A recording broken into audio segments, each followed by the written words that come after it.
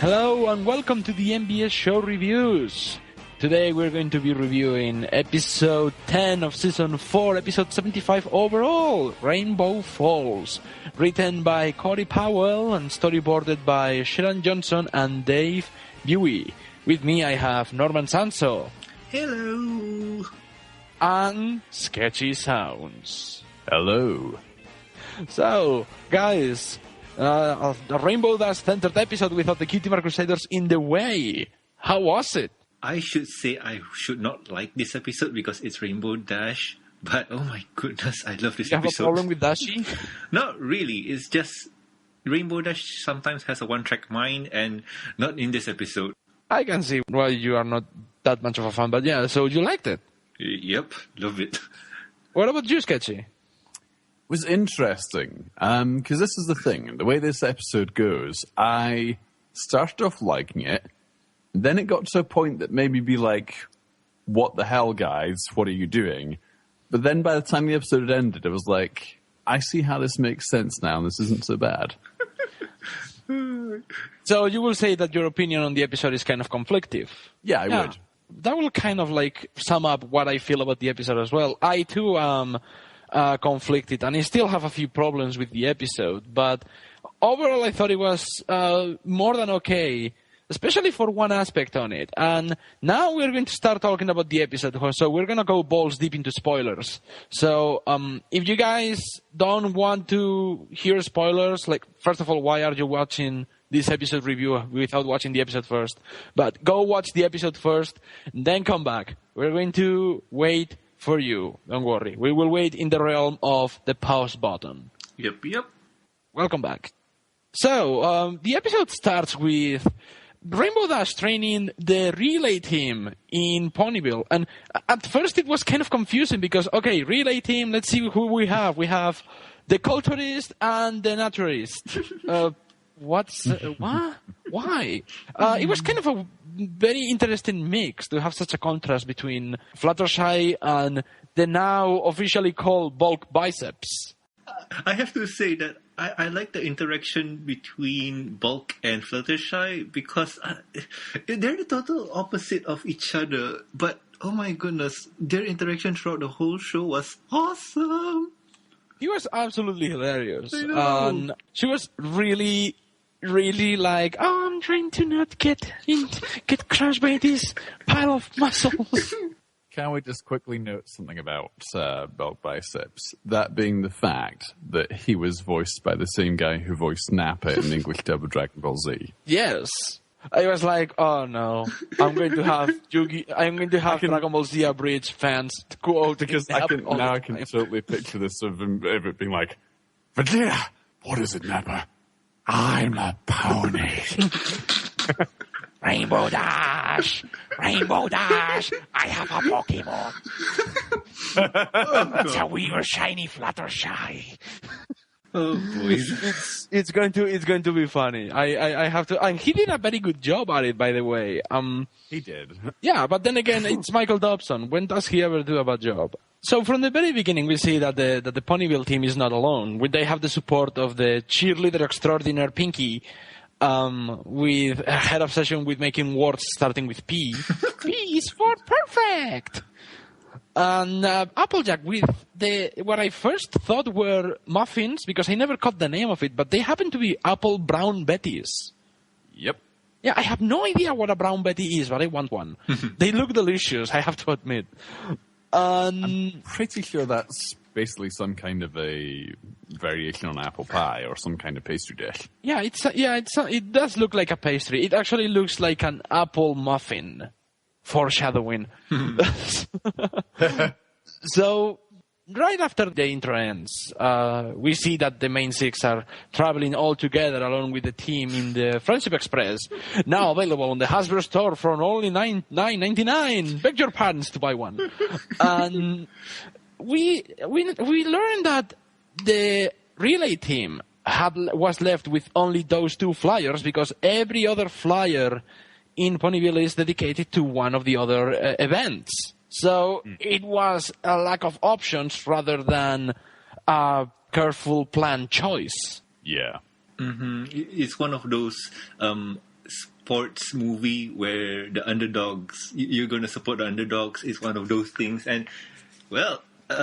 yeah, but it's kind of weird because it does have that sensibility of let's support the underdog, but in this case, Rainbow Dash is part of the underdog team, so the best athlete suddenly becomes part of the team with the worst athletes. But James, that's how all sport movie works.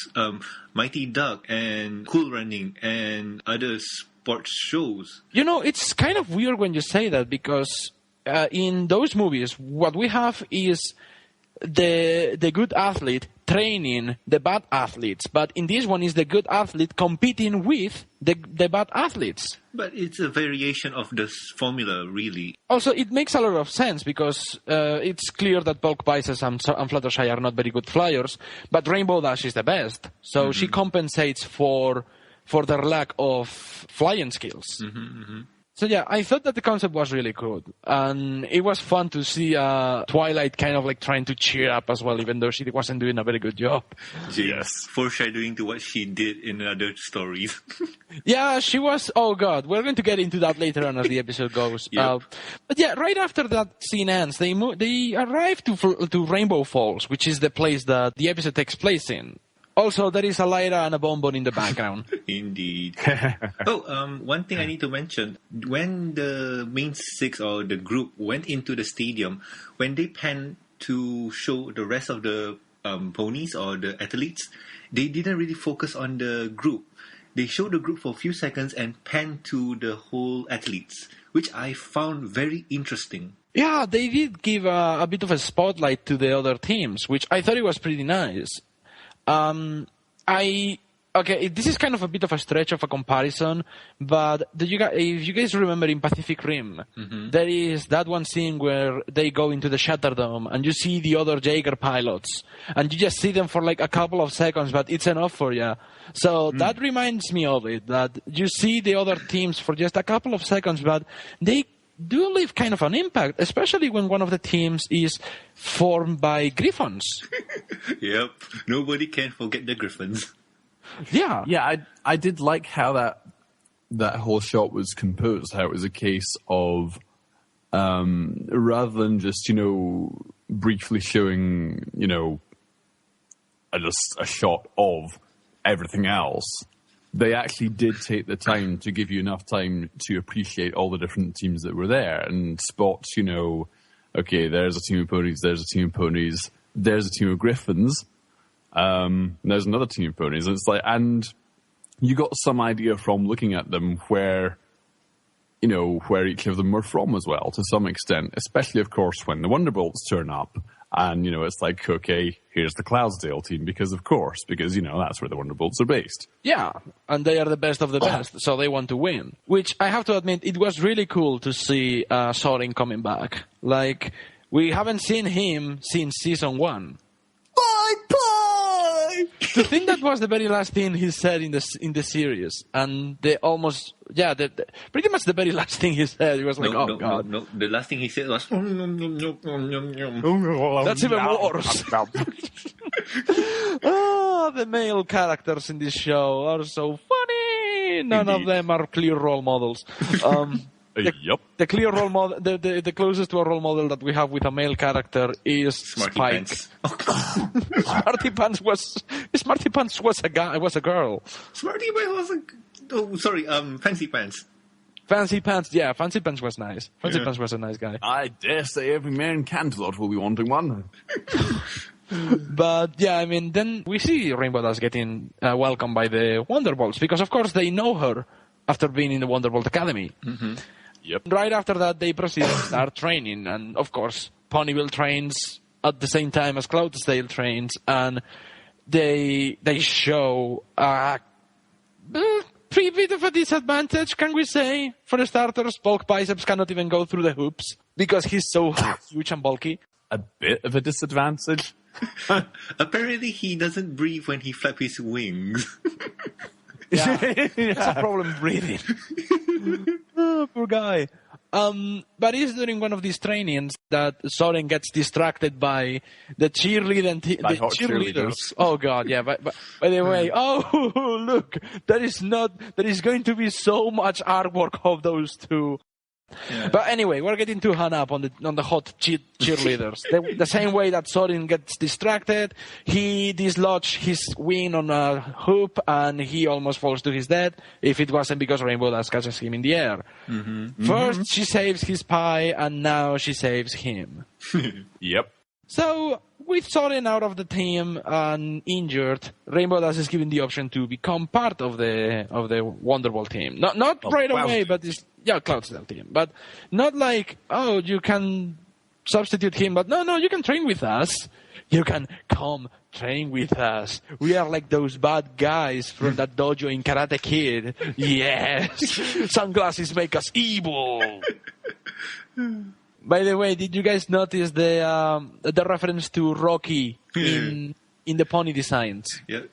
Even the training montage song was a bit like Rocky.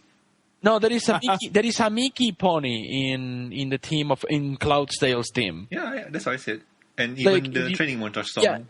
Yeah, and if you remember, for those of you who don't know, there is a character in the Rocky movies played by Burgess Meredith, who was a Gravelly Boys trainer. And if you notice, he's been lifted by Spitfire when they are doing the push-ups. He has a ringing bell cutie mark. That is a clear reference to Rocky. That was really cool. But yeah, it's like as Rainbow Dash is offered the option to become part of the Wonderbolt team, and she starts swapping back and forth between becoming training with the Wonderbolts and training for the Ponyville team. And she just keeps swapping back and forth, and nobody notices but Twilight. Okay. I got to say something in regards to that, actually, because I found this a very interesting moment of character development for Twilight, because rather than go and rat Rainbow out to, like, any one of their friends, she instead has the maturity to say to Rainbow Dash, well, it's your decision what you do here. And she is implicitly saying, I trust you to do the right thing. But she also basically says, I'm not going to do anything here because it's up to you to do the right thing. And that's quite an increase in, shall we say, maturity and trust for Twilight. Because I think if she had been faced with the exact same situation round about the time of season 1, I think she would have at least gone and told one of the others of the main 6 what Rainbow Dash was up to and said something about it, because she wouldn't have been able to keep it to herself and she would have needed to confide in someone. But Twilight, as of season 4, as we're into now, I think now possesses a greater level of both, maturity and trust in her friends to implicitly trust them to do the right thing. Talk about such a step forward from Green Isn't Your Color, where Twilight spent an entire episode freaking out because she was keeping secrets from Rarity to Fluttershy, from Fluttershy to Rarity, and from Rarity to Spike, and vice versa. But in that situation, Pinkie Pie made Twilight promise not to tell. And if you've seen, every time when she wanted to say something, Pinkie Pie stopped her. Yeah, however, she doesn't need anyone to stop her right now because, like Sketchy said, she is very mature about this. Yeah, she's letting Rainbow Dash take pick the right decision, and the one that she deems is the correct one. Mm-hmm. Yep. And Rainbow Dash, loaded with the guilt, being unable to choose, she walks into the training grounds, covered in bandages, on a wheelchair, like faking injuries. Woe is me! I'm so hurt. I just went through a fanfic convention and all of them broke my wings. I was like, that is the dream of any fanfic writer. Oh my God, Rainbow Dash broke both her wings and all her hoops. This is brilliant. I just have to say, I love Pinkie Pie's reaction to Rainbow Dash getting hurt. Like, when I get my hoofs on, whatever she's just said, I broke my wings in a half version. Oh, when I pick that half version, it's going to. That was very funny. That was really funny. Yeah, I agree. But then they take Rainbow Dash to the hospital with Twilight rolling her eyes, going, "Oh my god, I cannot believe she's actually doing this." And in this very touching scene, we see that she's been visited by all her friends, who by the way, Applejack loves to shop food in ponies way too much. That's her solution to everything. Yeah, as I saw on a recent Tumblr post, the only one member of the main six that Applejack now hasn't shoved an apple into the mouth of is Rarity. Yeah, give her time. I hope every other pony has had an apple shoved in their mouth by Applejack. Yeah, and then she gets visited by the Bulk Biceps and Fluttershy, and the both of them are, "Oh, don't worry, we've already found a substitute for you." And oh my god! That was the moment that the entire fandom collectively exploded all around the internet, because everyone who has seen the episode knows that this was the moment Hasbro chose to reveal, or rather chose to bring back everyone's favourite googly-eyed mare. Yes, Derpy returns, and he is apparently the volunteer replacement for Rainbow Dash.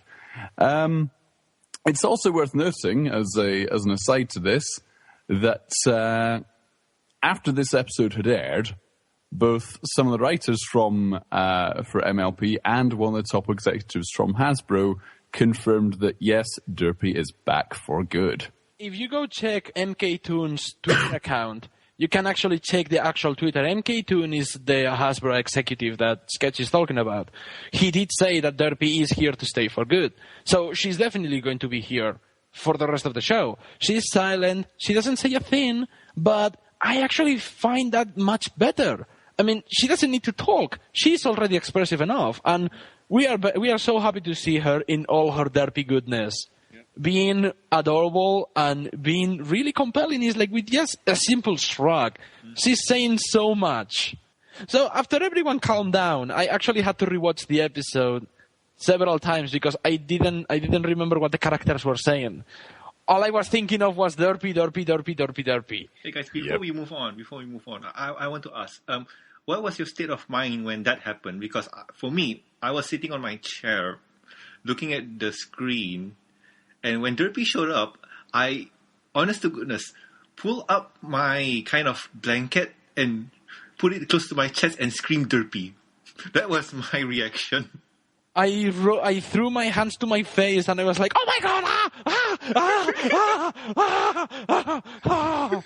Yeah, I think my reaction was along the lines of, I was just sat there, enjoying the episode as I always do, just sat there watching it at my PC, and then Derpy turned up and I think my jaw just dropped and was like, wait, am I seeing what I think I'm seeing? Has she just returned? I was like, oh my god!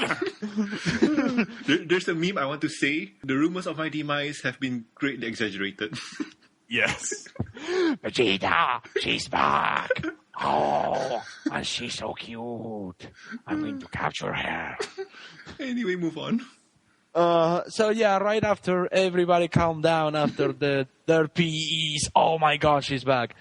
We see that both Fluttershy and Bulk Biceps are still hopeful to try and win and qualify for the relay team tests.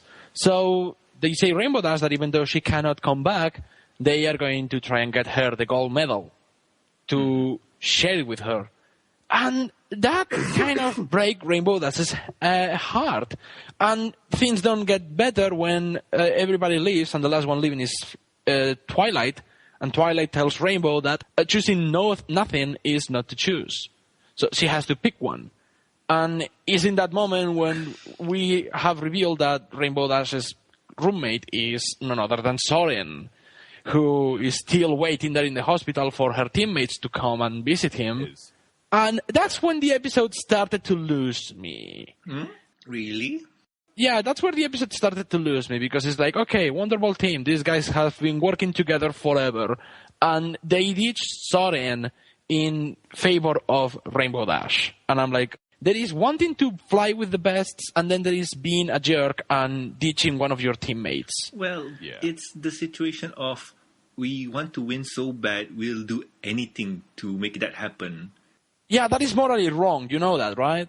See, now here's the thing, though, if I may expand a bit on this, because there was a few interesting things I heard in regards to this. Please do.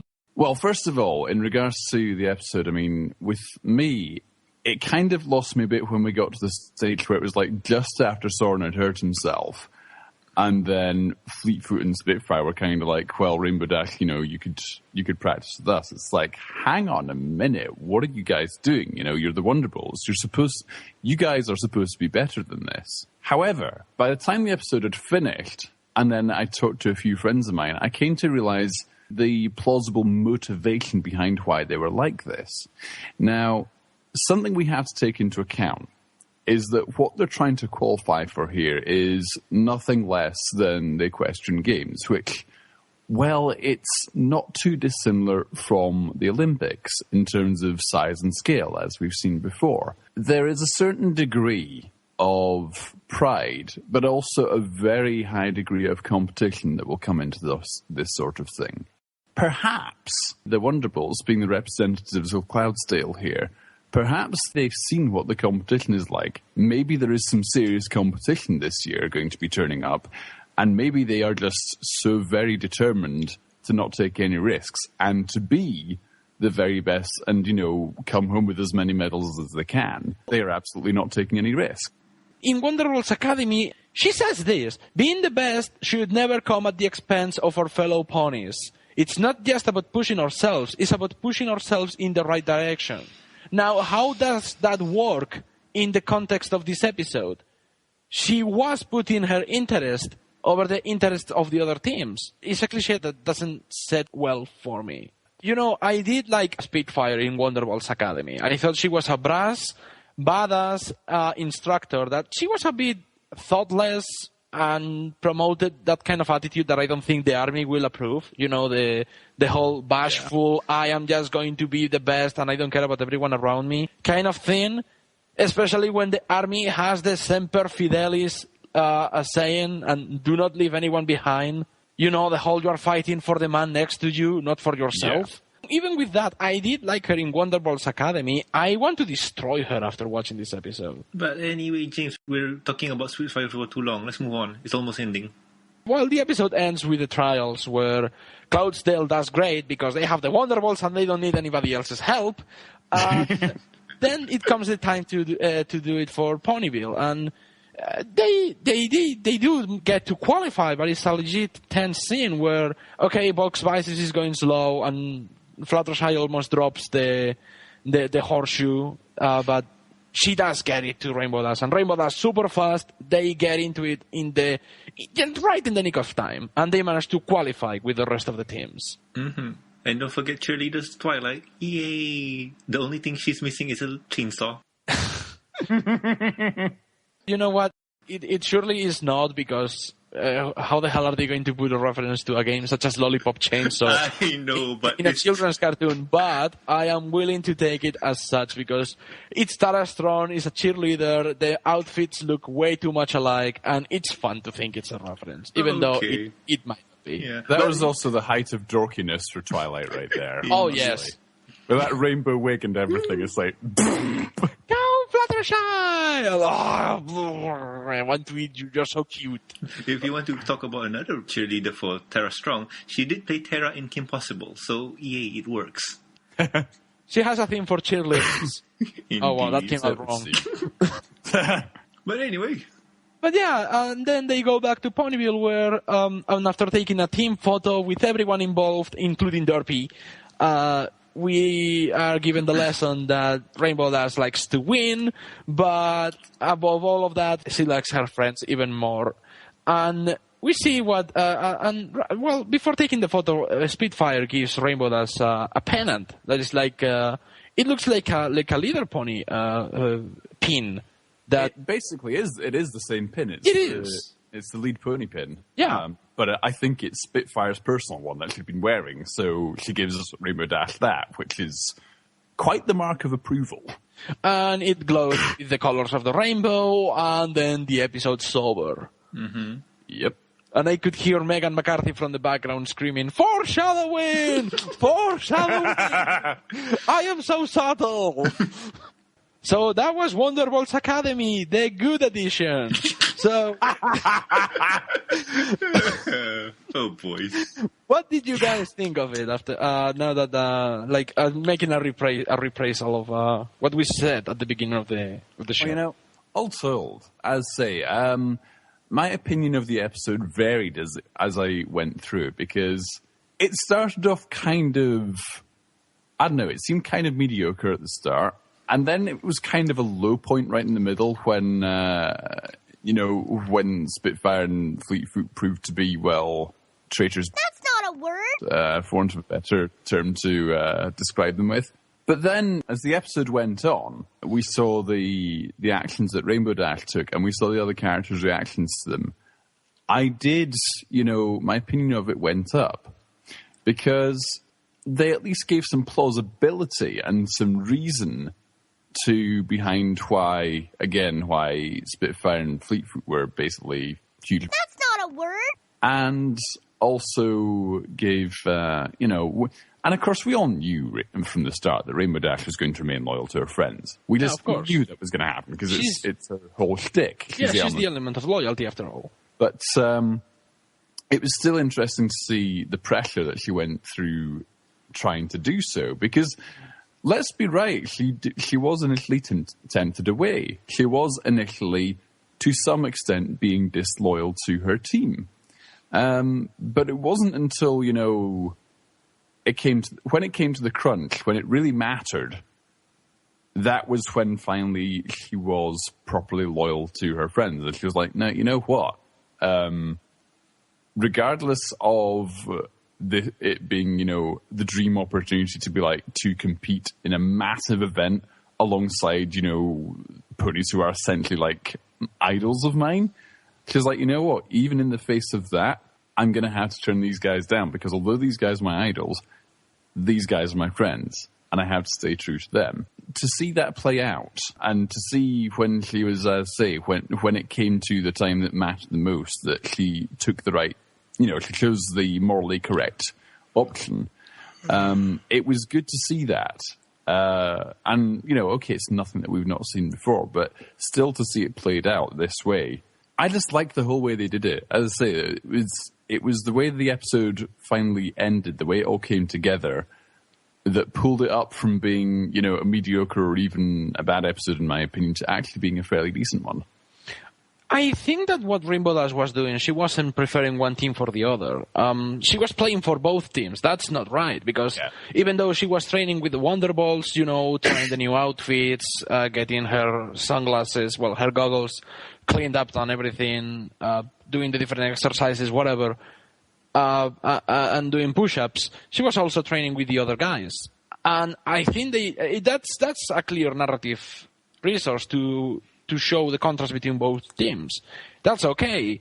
But when you are talking about the character, it's like that also shows that she is undecided on which team to go with. She's not preferring one team over the other. It's not until the scene in the hospital that she decides to go with the Ponyville team, and it's clearly why. However, I still don't think that the redemption of Fleetfoot and Spitfire is all that satisfying.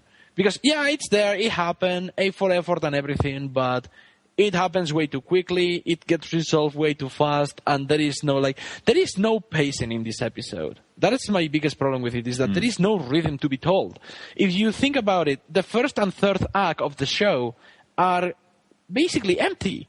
That barely anything happens in them, and the second act is crowded with events. So, in my opinion, they could have taken a couple of scenes out of the training montage, and they could have given the resolution a better closure. So, final verdict. From me, it was okay. I'm not saying it's the worst episode of the season. This season has yet to provide a worst episode of the season. And to me, it was on the same level as...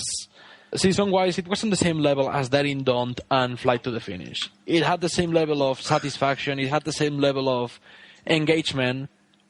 I feel kind of disappointed, but that's because I am expecting big things from Cory Powell, because after all, she wrote one of my 3 favorite episodes of the show, which is Sleepless in Ponyville. But being fair, the episode was okay. The focus, which was Rainbow Dash and the Ponyvillians, was great. And it was fantastic to see their behooves come back. What about you guys? Yeah, I quite liked it. I would have to agree, it wasn't a fantastic episode. Definitely wasn't as good as some of the other standout episodes of this season.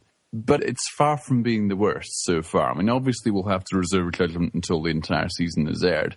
But I wouldn't say, it's been as bad as some of the worst episodes from other seasons. So This is definitely no putting your hoof down. This is not over a barrel. This is not spike at your service. This is none of that. The ones that people deem the worst, this is definitely far away from that. And the same goes for the rest of the season. We have yet to come to a bad episode this season. Mm-hmm. And what about you, Norman? I kind of disagree with you on all aspects that you had to say.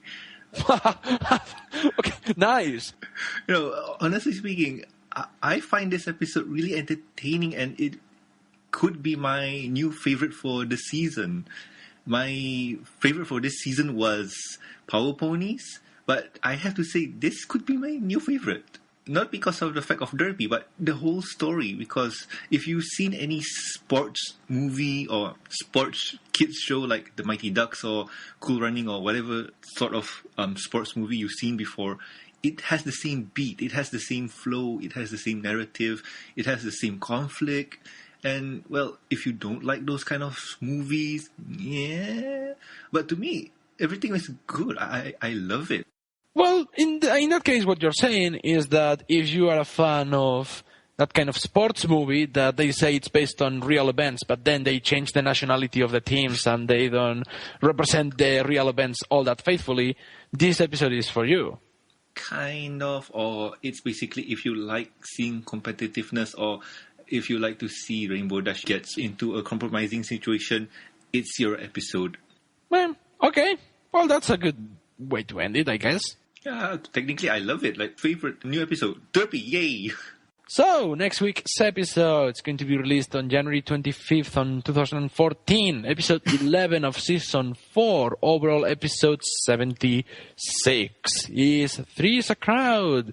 Written by Megan McCarthy and Ed Valentine. I love the premise of this one, but we are not going to spoil it to anyone, especially those who are guest hosting with us here on the podcast. And who like to avoid spoilers, yes. Mm-hmm. Yes. If you want to check it out, the synopsis is on Equestria Daily and on the Theme Wiki. Mm-hmm. If you don't want to get it spoiled, then stay away from the internet until Saturday, because seriously, there is no other way to not getting something spoiled nowadays. Yeah. It's a mission impossible. Indeed. And I can't wait for the next week's episode, because that episode is going to be special. Yes, the week after this one is going to be a special episode. Yay, because... So anyway, James.